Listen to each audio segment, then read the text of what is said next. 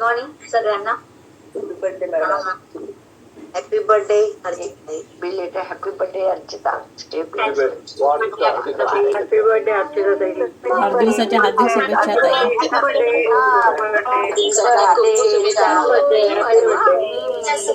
हार्दिक शुभेच्छा अर्चिता ताई.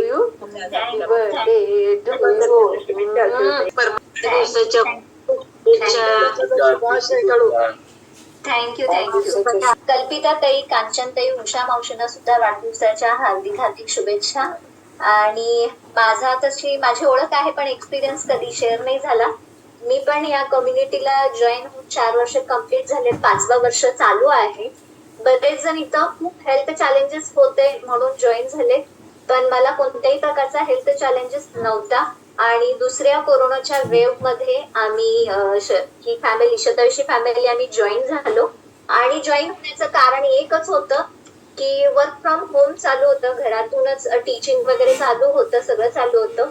आणि जास्त ऑनलाईन वरती काम केल्यामुळे, झोप व्यवस्थित न झाल्यामुळे, सतत स्क्रीनवरती राहिल्यामुळे एक ऍसिडिटीचं प्रमाण जरा थोडंसं वाढलं आणि त्याचा मला त्रास चालू झाला. आणि त्याच दरम्यान आम्हाला प्राणायामाची लिंक मिळाली आणि आम्ही प्राणायाम करायला लागलो. हळूहळू खूप आवडायला लागलं आणि त्यातच आम्हाला योग शिक्षक होण्याची संधी मिळाली आणि आम्ही योग शिक्षक झालो.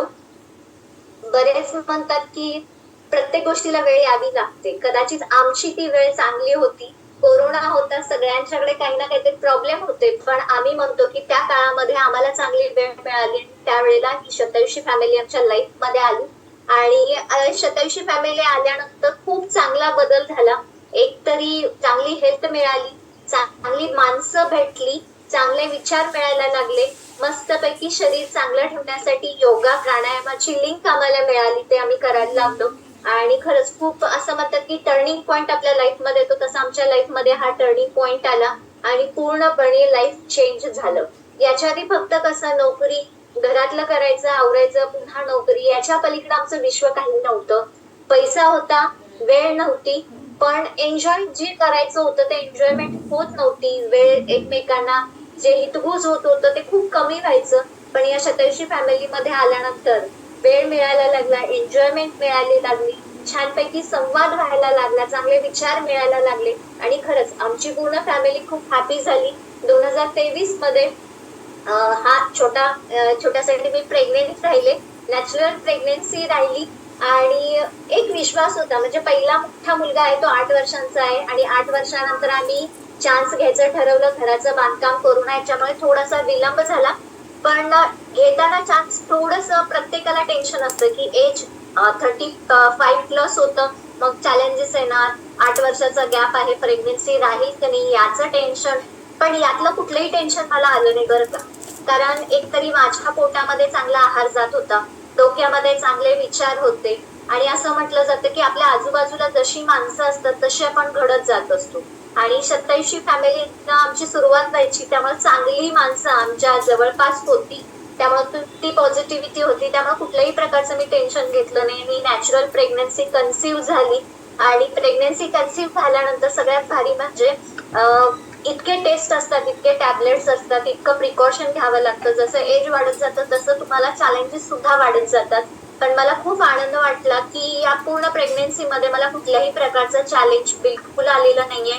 9 महिन्यापर्यंत मी काम केलं. ऍडमिट व्हायच्या दिवशी सुद्धा मी माझ्या स्कूलचं काम केलेलं होतं आणि मग 7 वाजता मी ऍडमिट झाले. 6 वाजेपर्यंत मी स्कूलचं कम्प्लीट काम केलं, घरातलं सगळं काम केले, इव्हन फरशी पुसणे, झाड लोट सगळं केलं. पण मला त्या 9 महिन्याच्या दरम्यान कधीही असं वाटलं नाही की माझी एनर्जी डाऊन होतीये, मला थकवा जाणवतोय, पायावरती सूज आली आहे, मला अस्वस्थ वाटते, असं बिलकुल झालेलं नाहीये. पूर्ण 9 महिन्यामध्ये मी कम्प्लिटली फ्रेश होते. सगळ्यात मेन म्हणजे 8वा महिना चालू होता. 8व्या महिन्यात मी 3 तासाचं 10वीचं पूर्ण सुपरविजन सुद्धा स्वीकारलं. 3 तासाचं पूर्ण सुपरविजन केलं. 3 तास उभी होते, पण तरी सुद्धा माझ्या पायावरती सूज वगैरे असा काहीही प्रकार झाला नाहीये. 6व्या महिन्याची प्रेग्नेंट होते. 6व्या महिन्यात मी माझी स्कूलची मुलं घेऊन ट्रिपला गेले, कारण माझा इतका शतायुषी फॅमिलीवरती आणि सगळ्यात भारी माहितीये का, एकदा जोरदार क्लॅपिंग होऊ जाऊ दे सुजाता ताईंसाठी, कारण त्यांनी वेळोवेळी मला खूप छान गायडन्स दिला आणि यावेळेस सुद्धा त्यांनी इतकं सुंदर मला गाईड केलं, खाण्यापिण्याबद्दल असू दे माझ्या, किंवा फिरण्याबद्दल असू दे, योगाबद्दल असू दे, सगळ्याबद्दल मला गाईड केलं. आणि मी सुजाता ताईंच्यावरती आणि आपल्या आहारावरती इतका प्रचंड विश्वास होता की त्या 6व्या महिन्यामध्ये सुद्धा आम्ही 3 दिवसाची ट्रिप केली कर्नाटकमध्ये. याना केवला जवळजवळ 4.5 ते 5 किलोमीटर अंतर चालत जायचं आहे. रस्ता असा सरळ नाहीये, उंचवटा आहे, खाली सखोल भाग आहे. तिथून मी पूर्ण चालत गेले आणि सगळ्यात भारी काय वाटलं माहितीये काय, पूर्ण चालत जाऊन परत मी चालत आले आणि चालत आल्यानंतर सगळे रूम वरती गेल्यानंतर माझे टीचर गरम पाण्यात पाय सोडून बसले, कारण पाय दुखत होते आणि मला सगळे म्हणत होते, अर्चिता पाय तू प्रेग्नेंट आहेस, 6वा महिना चालू आहे, पायावर सूज येईल, पायात गोळे येतील, तू गरम पाण्यात पाय सोडून बस.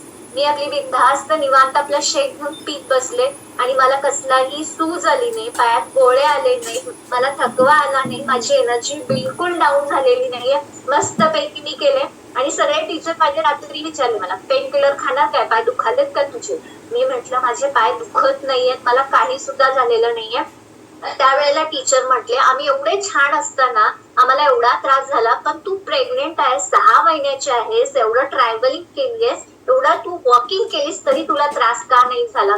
कारण आपलं शरीर अवयव चांगले पाहिजेत, माइंडसेट चांगला पाहिजे, कॉन्फिडन्स चांगला पाहिजे आणि विचार चांगले पाहिजेत, हे मला माहित होतं. आणि त्यामुळं मला कुठल्याही प्रकारचा त्रास बिलकुल झालेला नाहीये. पूर्ण प्रेग्नेन्सी मध्ये मी एकही मेडिसिन बिलकुल खाल्लेली नाहीये, कुठल्याही प्रकारचं खाल्लेली नाहीये. बऱ्याच जणांना शंका वाटत असेल की असं कसं, कारण दिसताना अर्चिता ते खूप बारीक दिसतात, त्यामुळे नक्कीच ह्यांना हिमोग्लोबिनच्या गोळ्या वगैरे दिल्या असतील. पण मला खूप बरं वाटतं की माझं पूर्ण प्रेग्नेन्सी मध्ये हिमोग्लोबिन होतं ते 12.5 होतं, त्याच्या खाली बिलकुल आलेलं नव्हतं. बीपी कम्प्लिटली नॉर्मल होती, सिझरिंग ऑपरेशन होईपर्यंत बीपी सुद्धा माझं वर खाली काही सुद्धा झालं नाहीये. म्हणजे मी फक्त मनाने स्ट्रॉंग नाहीये, तर पूर्ण शरीराने सुद्धा स्ट्रॉंग झालेली आहे. आणि त्यासाठी मी खूप खूप शतायुषी फॅमिलीची मनपूर्वक आभारी आहे.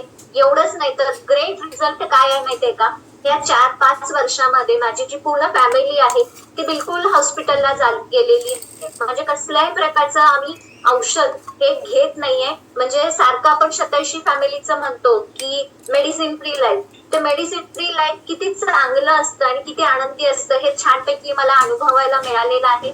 माझं बेबी 1 वर्ष कंप्लीट होऊन 3 महिने कंप्लीट झालेले आहेत. मी त्याला डोस व्यतिरिक्त आजपर्यंत कधीही हॉस्पिटलला आजारी पडलाय, छाती भरलीये किंवा टेम्परेचर आलंय म्हणून अजूनही गेलेली नाहीये. त्याची जी टेम्परेचरचं जे औषध आहे, तो जन्मल्यानंतर पहिला डोस झाल्यानंतरची बॉटल दिलेली आहे, ती बॉटल अजून सुद्धा मी वापरते. म्हणजे दुसरी बॉटल सुद्धा मी आणलेली नाहीये, म्हणजे त्याची गरजच वाटलेली नाहीये. आणि एवढं हेल्दी बेबी झालंय.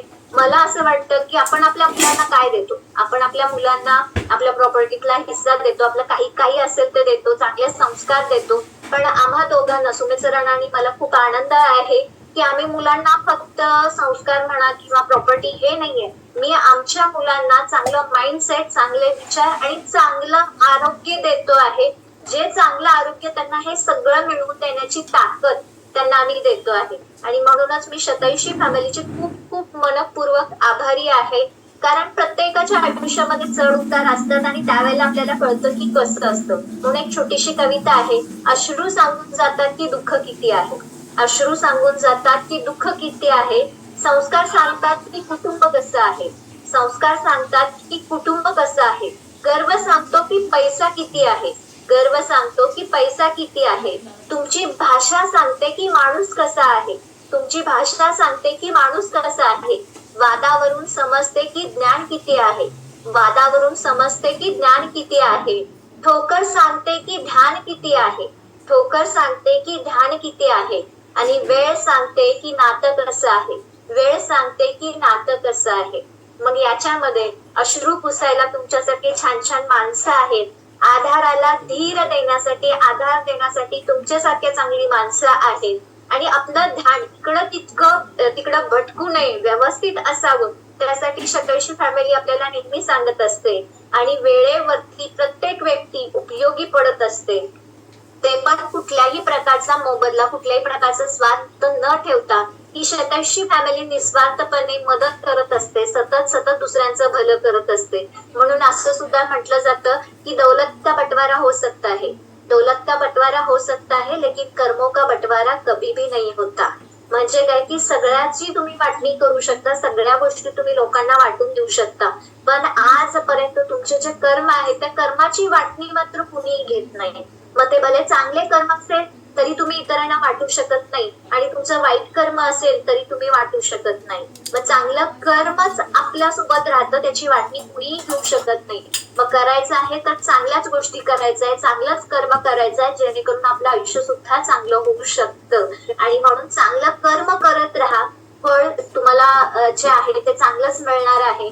आणि हे काम करत करतच आपलं आयुष्य घडणार आहे, छान आयुष्य आपण जगणार आहे, मस्त आयुष्य जगणार आहे. कारण आयुष्य हा फक्त उपयोग नाहीये, उपभोग घ्यायचा आहे. म्हणजे आयुष्यात चांगल्या गोष्टीचा उपभोग चांगल्या पद्धतीने कसा घ्यायचा, चांगल्या माणसांमध्ये कसं घ्यायचं, हे शतायुषी फॅमिली सांगत असते. आणि खरंच मी शतायुषी फॅमिलीच्या सगळ्या मेंबर्सशी खूप खूप आभार मानते. कारण मुलीला 2 कुटुंब असतात, एक माहेर आणि सासर, हे 2 कुटुंब असतात. माहेर तिच्या हक्काचं असतं कधीपर्यंत, जोपर्यंत आई वडील आहेत तोपर्यंत, असं आपण जनरली ऐकतो. पण मला खूप सांगायला आनंद वाटतो की मला सासर पण आहे, माहेर पण आहे, माहेरची भरपूर माणसं आहेत, पण त्याच्यापेक्षा भारी माहेरासोबत आणखीन एक माझं प्रेमळ, चांगलं, आदर्श असं जे माहेर आहे ते माहेर म्हणजे शतायुषी फॅमिली. आणि तुम्ही सगळे माझे फॅमिली मेंबर आहात, त्याचा मला खूप खूप आनंद होतो.